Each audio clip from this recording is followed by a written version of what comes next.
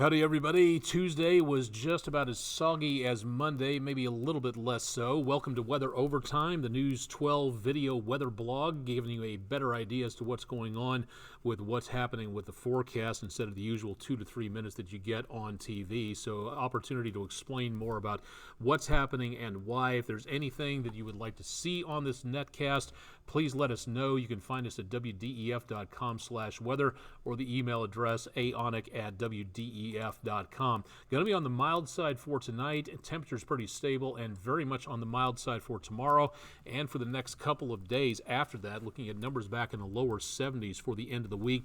Chance of showers and thunderstorms as we go into around Thursday or Wednesday at least, and then also again on Friday. But so far just scattered showers possible as we head toward Thursday. So not really seeing a lot of major problems with rainfall, and it's not going to be a complete and total washout either. But there are going to be chances of showers and thunderstorms out there. So going out to try to sink the putt for midweek, best opportunity, set up your own indoor course. That'd be a little bit easier. And, the challenge of trying to plan out 18 holes in your regular office setting, who knows? Maybe even the CEO would like to play along with you as you go through the office trying to make par.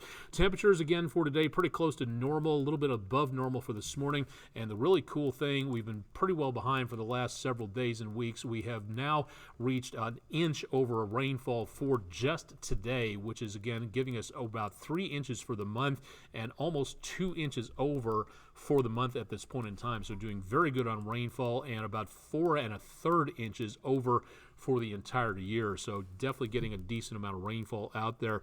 The rain can also have an effect on the soil. When the ground is saturated, tree roots can pull out of the ground, and if the tree is weak or a gust of wind comes along, you can see trees just basically rip right out. You can see that root ball right there as we see what's left of the tree from the East Lake Courts area. Thank you, Deborah Chapman. That's our West Shore Home weather window picture of the day. If you got weather pictures, please send them on to us at pictures@wdef.com. A few scattered showers moving through as we record this early Tuesday evening, but not really seeing much more than that. We have had enough rainfall over the last couple of days to give us the problem with some scattered areas of showers taking place, including a flood warning for northwestern parts of areas of Georgia. So if you're in this particular location, right to the southwest of Chattanooga for the Lookout Creek area near New England, that'll be in effect until just after midnight tonight. And then another flood warning back into northeastern parts of Alabama, affecting mainly western Jackson County. That's in effect for the Paint Rock River near Woodville. That will be in effect until early Wednesday afternoon. As of right now, the stage on the Paint Rock River was 13.9 feet, expected to crest at 15 feet tomorrow morning, and flood stage is at 15 feet, so it doesn't look like a huge problem. But we have had some problems around the Chattanooga area with plenty of rainfall thanks to this system, so there are some low-lying areas that are experiencing flooding, and it's not going to take much more to cause more problems. Plenty of showers and thunderstorms going to be expected as these storm systems across the American West make their way closer to us. And as they do, we'll be seeing more chances of rainfall coming through, but it's not going to be a solid chance of rainfall. It's going to be rain, then a bit of a gap, then rain, then a bit of a gap, and you get the idea from there. For tomorrow morning, starting very early in the morning, Wednesday, and then right about the time the kids head for the school bus, we could be looking at some widespread chances of showers and maybe some thunderstorms out there. So the kids are going to have some rain protection early Wednesday, and then also some mad dashes from the bus or the cars to the school. Again, pretty soggy out there. For the early morning hours of Thursday, not much going on here first, but then as we go into the rest of the day, more chances of showers. Best potential for heavier weather will be on I-40 in that corridor between Knoxville, Cookeville, and Nashville, right along the Cumberland Plateau. So be prepared for some more wet roadways out there. How much are we expecting? Technically, not that much. But again, remember that the area is already saturated with plenty of rainfall, as you just saw.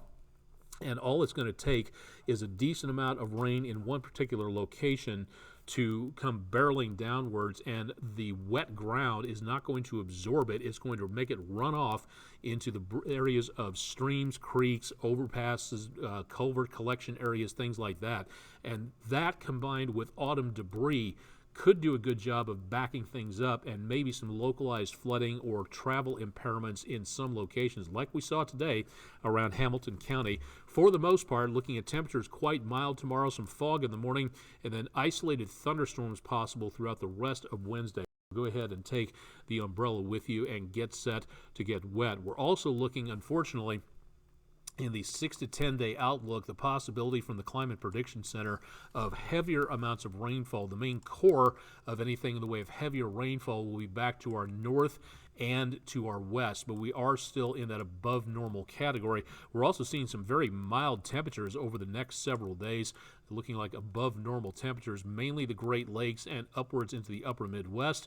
But for us, we're going to be seeing some very mild numbers that we'll talk about in the 7-day forecast in just a little while. Going farther afield and looking toward next week, closing out the weekend, Saturday and Sunday, again, looking at more chances of some showers, maybe a few rumbles of thunder out there, clearing out for most of Monday, but then the rain chances return as we go into Tuesday, especially back to the west of us, and then moving on through about the end of the week. And this is looking like more and more going to be a decently powerful storm system coming on through. For us, too warm for anything but rainfall. A couple of days ago, we were seeing the potential of some snow showers out there, that at least in the higher elevations. That does not appear to be the case right now. This entire storm system, if this thing moves a little bit closer to the Great Lakes and has a decent amount of energy coming off of the Rockies, we could be looking at a lot of wind, a lot of spray from off the Great Lakes, maybe some lake effect snow going on.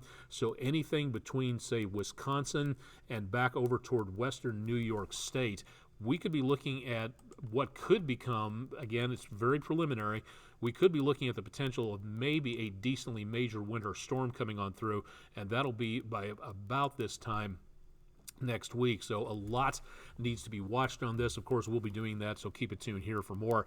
Very much on the mild side over the next several days. A best chance of anything involving not much rainfall will be from Friday evening through early Sunday morning, and that's going to be about it. A little bit on the cooler side as we go toward the end of the weekend and next week, and then chances of rain sticking around as we go into the early portions of next week.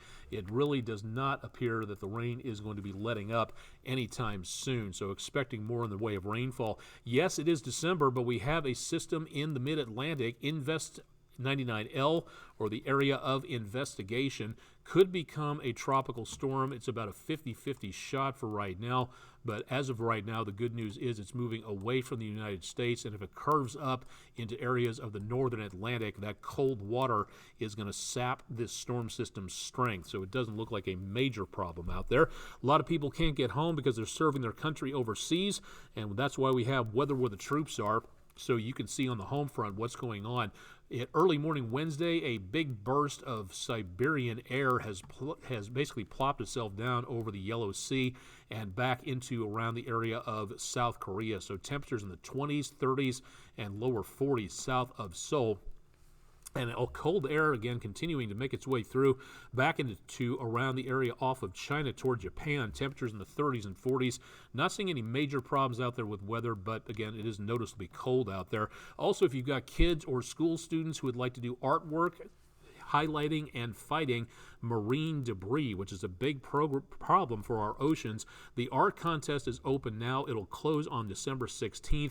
More information from marinedebris.noaa.gov, or you can find out more information on my social media pages where I can keep you updated on things like that, with what we can do to help out the oceans and the environment overall. So a good opportunity to learn more there. More questions, concerns, or ideas you might have about things, again, please drop me a note, aonek@wdef.com, and again, find more on our webpage, wdef.com/weather. Chip Chapman has your forecast bright and early on Wednesday morning, and I'll be back with more information online and, of course, throughout the rest of the week, so stay tuned for more. Thanks for joining us for Tuesday evening's edition of WDEF News 12's Weatherblog, Weather Overtime. More to come throughout the rest of the week.